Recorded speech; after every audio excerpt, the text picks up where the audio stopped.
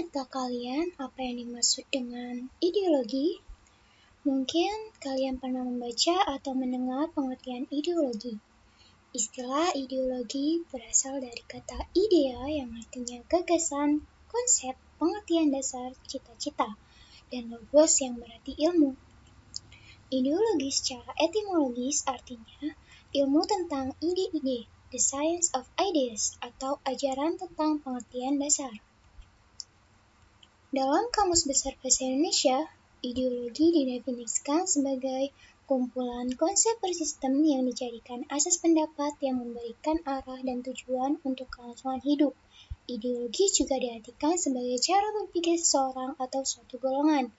Ideologi dapat diartikan paham, teori, dan tujuan yang merupakan satu program sosial politik. Dalam pengertian tersebut, Anda dapat menangkap beberapa komponen penting dalam sebuah ideologi, yaitu sistem, arah, tujuan, cara berpikir, program sosial, dan politik. Sejarah konsep ideologi dapat ditelusuri jauh sebelum istilah tersebut digunakan. Destutt Tracy pada penghujung abad ke-18. Tracy menyebut ideologi sebagai science of ideas, yaitu suatu program yang diharapkan dapat membawa perubahan institusional bagi masyarakat Prancis. Namun, Napoleon mengecam istilah ideologi yang dianggapnya suatu hairan belaka yang tidak mempunyai arti praktis. Hal semacam itu hanya impian belaka yang tidak akan ditemukan dalam kenyataan. George Lorrain menegaskan bahwa konsep ideologi erat hubungannya dengan perjuangan pembebasan bourgeois dari belenggu feodal dan mencerminkan sikap pemikiran modern baru yang kritis. Niccolò Machiavelli merupakan pelopor yang membicarakan persoalan yang secara langsung berkaitan dengan fenomena ideologi. Machiavelli mengamati praktik politik para pangeran dan mengamati pula tingkah laku manusia dalam politik. Meskipun ia tidak menggunakan istilah ideologi sama sekali. Ada 3 aspek dalam konsep ideologi yang dibahas Machiavelli, yaitu agama, kekuasaan, dan dominasi. Machiavelli melihat bahwa orang-orang sejamannya lebih dahulu memperoleh kebebasan. Hal tersebut lantaran perbedaan yang terletak dalam pendidikan yang didasarkan pada perbedaan konsepsi keagamaan.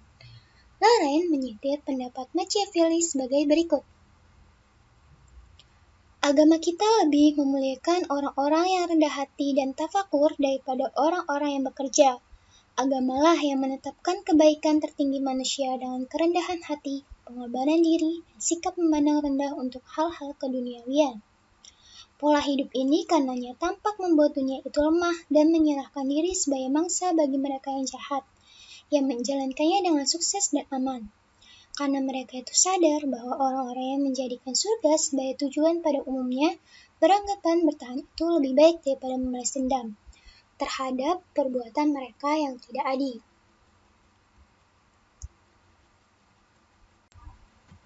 Ideologi menurut para ahli. Menurut sastra prateja, menyatakan bahwa ideologi adalah seperangkat gagasan atau pemikiran yang berorientasi pada tindakan dan diorganisir menjadi suatu sistem yang teratur. Menurut Sujanto, ideologi adalah hasil refleksi manusia berkat kemampuannya menjaga jarak dengan dunia kehidupannya. Menurut Muberto, ideologi adalah sejumlah doktrin, kepercayaan, dan simbol-simbol sekelompok masyarakat atau suatu bangsa yang menjadi pegangan dan pedoman kerja atau perjuangan untuk mencapai tujuan masyarakat atau bangsa itu.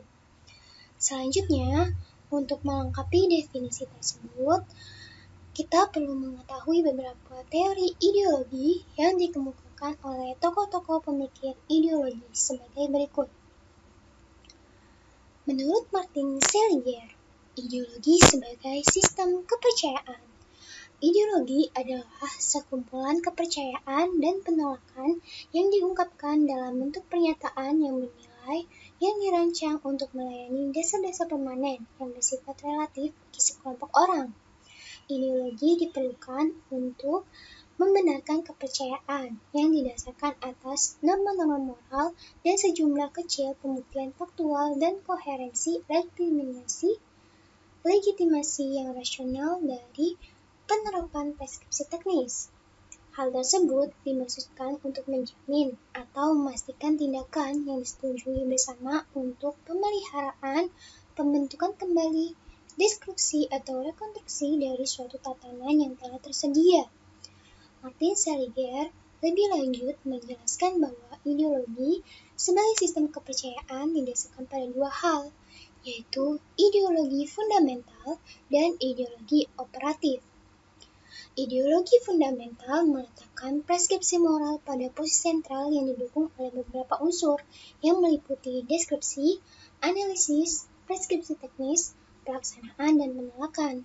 Ideologi operatif meletakkan preskripsi teknis pada posisi sentral dengan unsur-unsur pendukung meliputi deskripsi, analisis, preskripsi moral, pelaksanaan, dan penolakan. Adapun perbedaan di antara kedua ideologi ini digambarkan sebagai berikut. Kedua bentuk ideologi tersebut mengandung konsekuensi yang berbeda dalam penerapannya.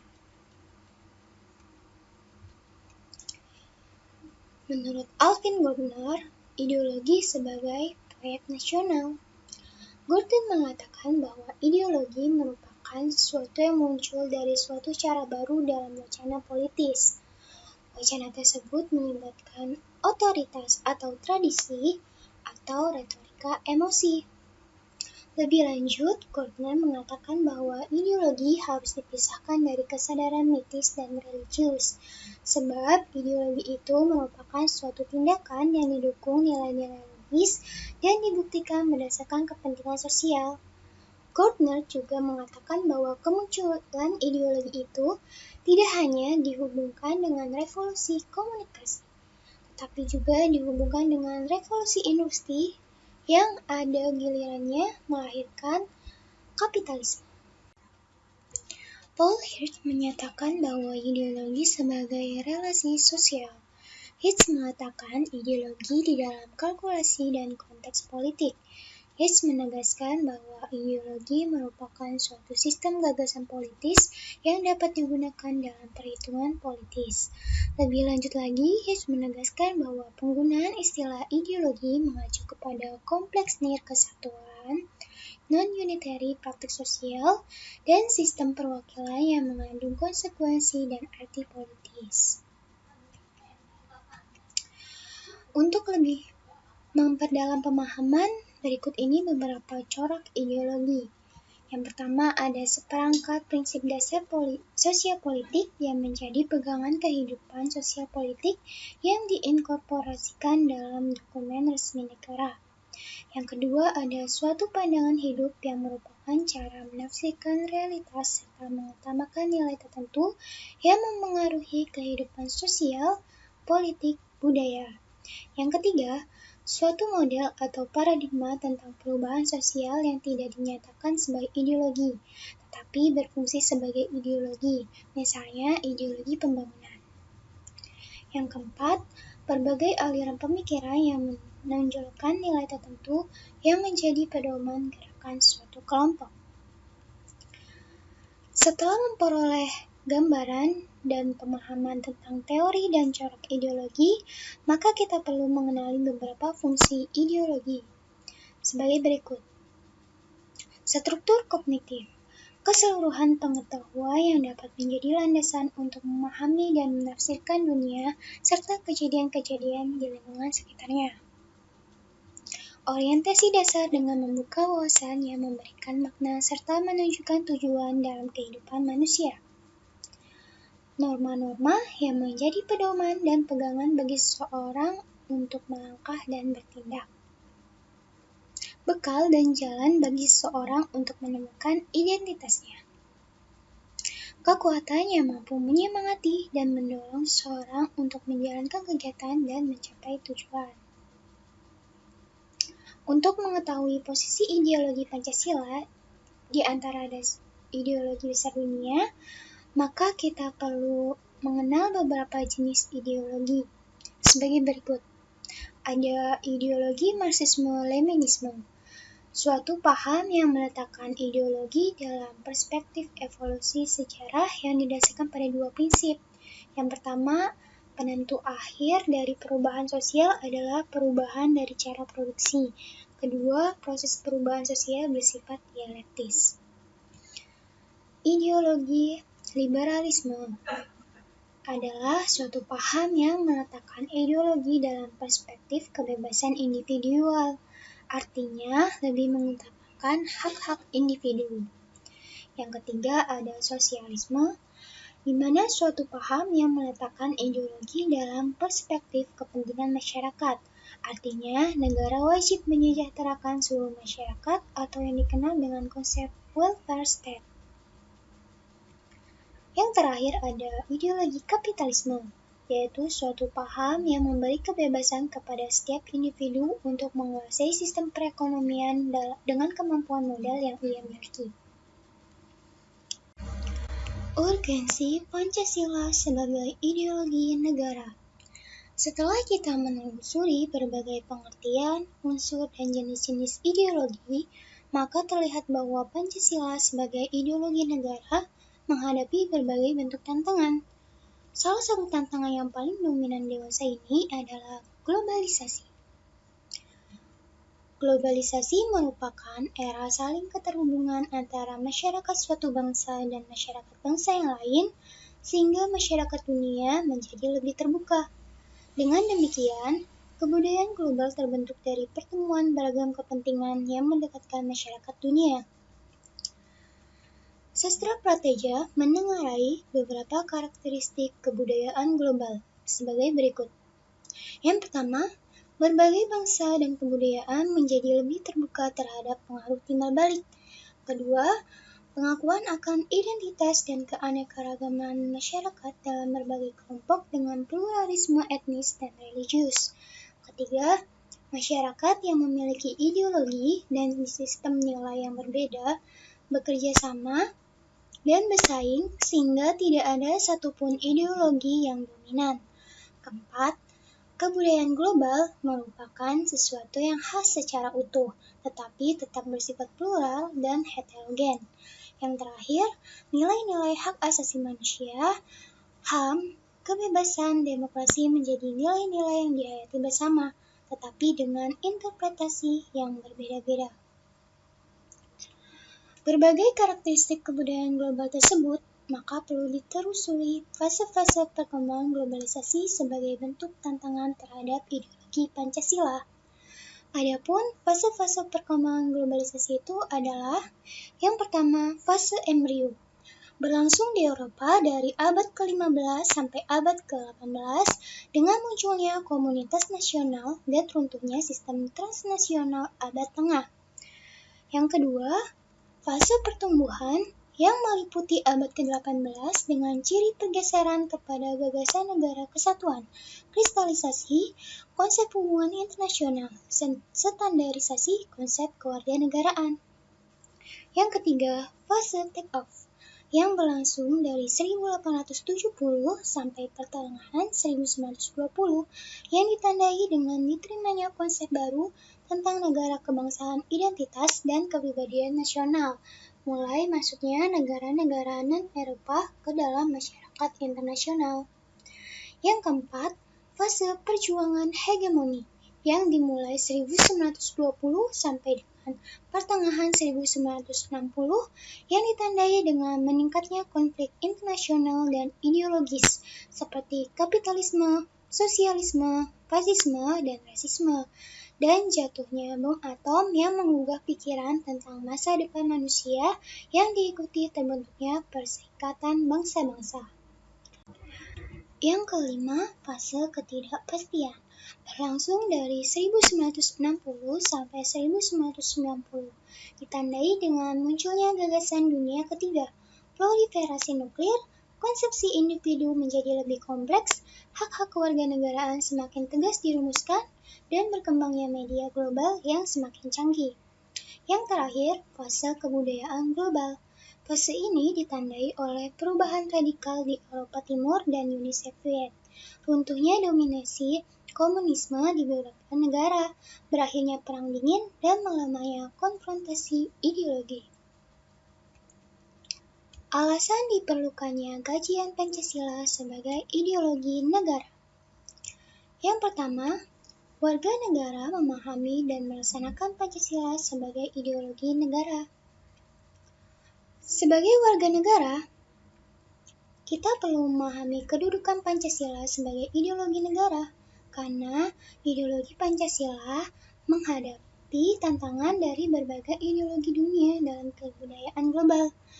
Pada bagian ini, kita perlu mengidentifikasi unsur-unsur yang mempengaruhi ideologi Pancasila sebagai berikut.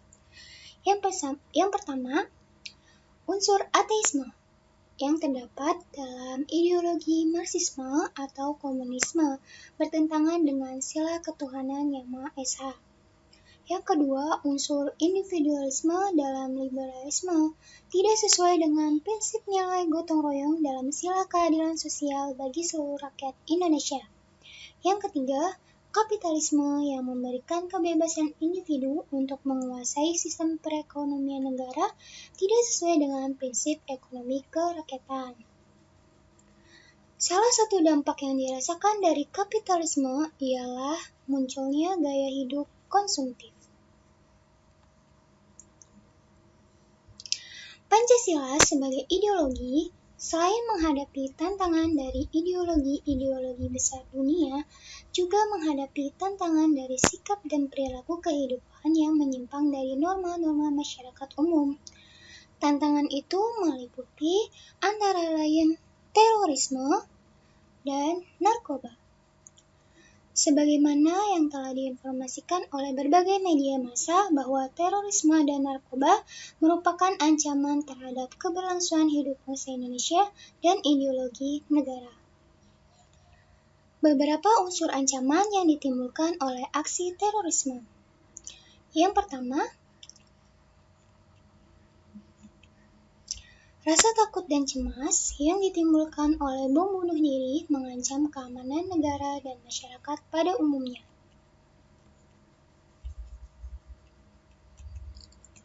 Yang kedua, aksi terorisme dengan ideologinya menebarkan ancaman terhadap kesatuan bangsa sehingga mengancam disintegrasi bangsa. Yang ketiga, aksi terorisme menyebabkan investor asing tidak berani menanamkan modal di Indonesia dan wisatawan asing enggan berkunjung ke negara Indonesia sehingga mengganggu pertumbuhan perekonomian negara. Beberapa unsur ancaman yang ditimbulkan oleh penyalahgunaan narkoba meliputi hal-hal sebagai berikut. Yang pertama, penyalahgunaan narkoba di kalangan generasi muda dapat merusak masa depan mereka sehingga berimplikasi terhadap keberlangsungan hidup bernegara di Indonesia. Yang kedua, perdagangan dan peredaran narkoba di Indonesia dapat merusak reputasi negara Indonesia sebagai negara yang berlandaskan pada nilai-nilai Pancasila. Yang ketiga, perdagangan narkoba sebagai barang terlarang merugikan sistem perekonomian negara Indonesia karena peredaran ilegal tidak sesuai dengan peraturan perundang-undangan. Menggali sumber historis, sosiologis, politis tentang Pancasila sebagai ideologi negara. Sumber historis Pancasila sebagai ideologi negara. Pancasila sebagai ideologi negara dalam masa pemerintahan Presiden Soekarno. Pada masa pemerintahan Presiden Soekarno, Pancasila ditegaskan sebagai pemersatu bangsa. Penegasan ini dikumandangkan oleh Soekarno dalam berbagai pidato politiknya dalam kurun waktu 1945 sampai 1960. Namun, seiring perjalanan waktu, pada kurun waktu 1960 sampai 1965, Soekarno lebih mementingkan konsep nasakom, nasionalisme, agama, dan komunisme sebagai landasan politik bagi bangsa Indonesia. Pancasila sebagai ideologi dalam masa pemerintahan Presiden Soeharto. Pada masa pemerintahan Presiden Soeharto, Pancasila dijadikan sebagai asas tunggal bagi organisasi politik dan organisasi kemasyarakatan. Periode ini diawali dengan keluarnya TAP MPR nomor 2 1978 tentang pemasyarakatan nilai-nilai Pancasila. TAP MPR ini menjadi landasan bagi dilaksanakannya penataran P4 bagi semua lapisan masyarakat. Akibat dari cara-cara rezim dalam pemasyarakatan Pancasila memberi kesan bahwa tafsir ideologi Pancasila adalah produk rezim Orde Baru, monotafsir ideologi yang berkuasa pada waktu itu. Pancasila sebagai ideologi dalam masa pemerintahan Presiden Habibie. Presiden Habibie menggantikan Presiden Soeharto yang mundur pada 21 Mei 1998. Atas desakan berbagai pihak, Habibie menghapus penataran P4. Pada masa sekarang ini, resonansi Pancasila kurang bergema karena pemerintahan Habibie lebih disebutkan masalah politis, baik dalam negeri maupun luar negeri. Di samping itu, lembaga yang bertanggung jawab terhadap sosialisasi nilai-nilai Pancasila dibubarkan berdasarkan Kepres nomor 27 tahun 1999 tentang pencabutan Kepres nomor 10 tahun 1979 tentang Badan Pembinaan Pendidikan Pelaksanaan Pedoman Penghayatan dan Pengamalan Pancasila (BP7). Sebenarnya, dalam Kepres tersebut dinyatakan akan dibentuk lembaga serupa, tetapi lembaga khusus yang mengkaji, mengembangkan, dan mengawal Pancasila hingga saat ini belum ada. Pancasila sebagai ideologi dalam masa pemerintahan Presiden Abdurrahman Wahid. Pada masa pemerintahan Presiden Abdurrahman Wahid, muncul wacana tentang penghapusan TAP nomor 25 MPRS 1966 tentang pelarangan PKI dan penyebarluasan ajaran komunisme. Di masa ini, yang lebih dominan adalah kebebasan berpendapat sehingga perhatian terhadap ideologi Pancasila cenderung melemah. Pancasila sebagai ideologi dalam masa pemerintahan Presiden Megawati. Pada masa ini, Pancasila sebagai ideologi semakin kehilangan formalitasnya dengan disahkannya Undang-Undang Sisdiknas nomor 20 tahun 2003 yang tidak mencantumkan pendidikan Pancasila sebagai mata pelajaran wajib dari tingkat sekolah dasar sampai perguruan tinggi. Pancasila sebagai ideologi dalam masa pemerintahan Presiden Susilo Bambang Yudhoyono. Pemerintahan SBY yang berlangsung dalam 2 periode dapat dikatakan juga tidak terlalu memperhatikan pentingnya Pancasila sebagai ideologi negara. Hal ini dapat dilihat dari belum adanya upaya untuk membentuk suatu lembaga yang berwenang untuk menjaga dan mengawal Pancasila sebagai dasar negara dan ideologi negara, sebagaimana diamanatkan oleh Kepres nomor 27 tahun 1999. Suasana politik lebih banyak ditandai dengan pertarungan politik untuk memperebutkan kekuasaan atau meraih suara sebanyak-banyaknya dalam pemilu. Mendekati akhir masa jabatannya, Presiden SBY menandatangani Undang-Undang RI nomor 12 tahun 2012 tentang pendidikan tinggi yang mencantumkan mata kuliah Pancasila sebagai mata kuliah wajib pada pasal 35 ayat 3. Sumber sosiologis Pancasila sebagai ideologi negara. Pada bagian ini akan dilihat Pancasila sebagai ideologi negara berakar dalam kehidupan masyarakat. Unsur-unsur sosiologis yang membentuk Pancasila sebagai ideologi negara meliputi hal-hal sebagai berikut. Sila ketuhanan yang Maha Esa dapat ditemukan dalam kehidupan beragama masyarakat Indonesia dalam berbagai bentuk kepercayaan dan keyakinan terhadap adanya kekuatan gaib. Sila kemanusiaan yang adil dan beradab dapat ditemukan dalam hal saling menghargai dan menghormati hak-hak orang lain, tidak bersikap sewenang-wenang. Sila persatuan Indonesia dapat ditemukan dalam bentuk solidaritas, rasa setia kawan, rasa cinta tanah air yang berwujud pada mencintai produk dalam negeri. Sila kerakyatan yang dipimpin oleh hikmat kebijaksanaan dalam permusyawaratan perwakilan dapat ditemukan dalam bentuk menghargai pendapat orang lain, semangat musyawarah dalam mengambil keputusan. Sila keadilan sosial bagi seluruh rakyat Indonesia tercermin dalam sikap suka menolong, menjalankan gaya hidup sederhana, tidak menyolok atau berlebihan. Sumber politis Pancasila sebagai ideologi negara. Yang pertama, sila ketuhanan Yang Maha Esa diwujudkan dalam bentuk semangat toleransi antar umat beragama. Yang kedua, sila kemanusiaan yang adil dan beradab diwujudkan penghargaan terhadap pelaksanaan hak asasi manusia di Indonesia. Yang ketiga, sila persatuan Indonesia diwujudkan dalam mendahulukan kepentingan bangsa dan negara daripada kepentingan kelompok atau golongan, termasuk partai. Yang keempat, sila kerakyatan yang dipimpin oleh hikmat kebijaksanaan dalam permusyawaratan perwakilan diwujudkan dalam mendahulukan pengambilan keputusan berdasarkan musyawarah daripada voting. Yang kelima, sila keadilan sosial bagi seluruh rakyat Indonesia diwujudkan dalam bentuk tidak menyalahgunakan kekuasaan, abuse of power, untuk memperkaya diri atau kelompok karena penyalahgunaan kekuasaan itulah yang menjadi faktor pemicu terjadinya korupsi.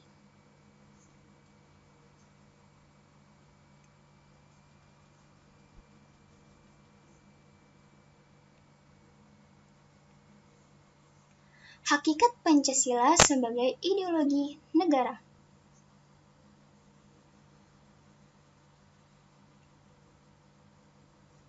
Terdiri dari dimensi realitas, mengandung makna bahwa nilai-nilai dasar yang terkandung dalam dirinya bersumber dari nilainya real yang hidup dalam masyarakatnya.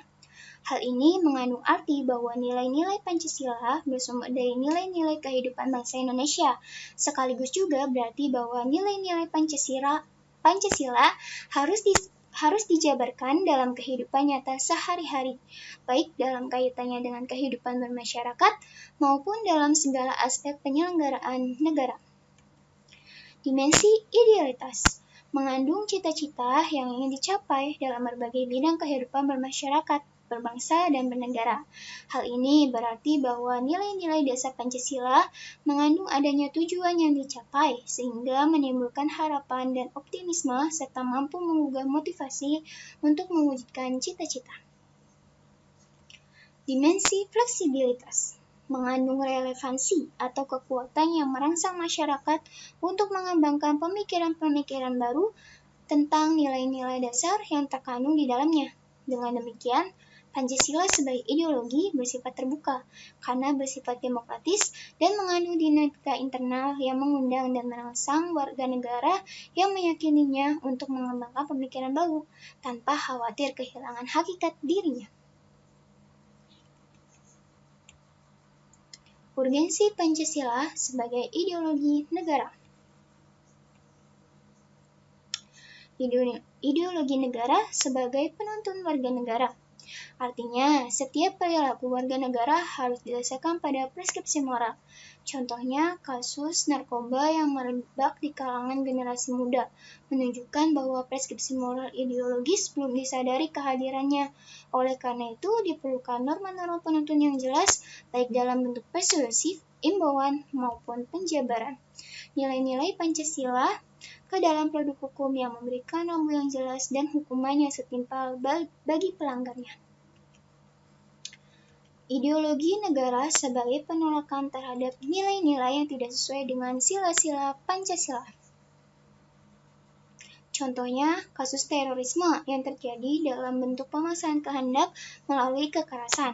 Hal ini bertentangan dengan nilai toleransi berkeyakinan, hak-hak manusia, hak-hak asasi manusia, dan semangat persatuan.